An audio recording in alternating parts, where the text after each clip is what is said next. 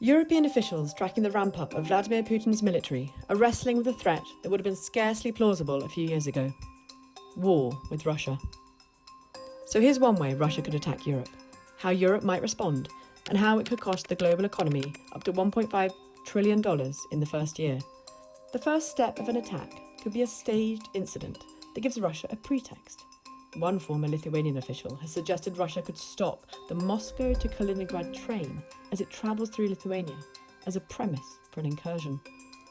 Moscow could then send in troops under the guise of protecting stranded Russian citizens, effectively invading Lithuania. It could also launch attacks on Estonia and Latvia, former members of the Soviet Union that are both NATO and EU members. It could then deploy its navy to take control of the Baltic Sea and key islands in it, and sever Baltic states' land connection with Poland. The Baltic nations would invoke NATO's Article 5. An attack on one is an attack on all, and launch a counterattack on Russia, and probably Belarus too.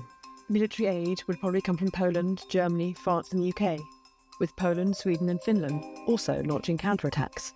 Russia would likely respond to those attacks with strikes on European military bases and critical infrastructure, including targets in major European cities. Casualties would be significant. Key ports would be closed, and trade in the Baltic Sea could come to a halt.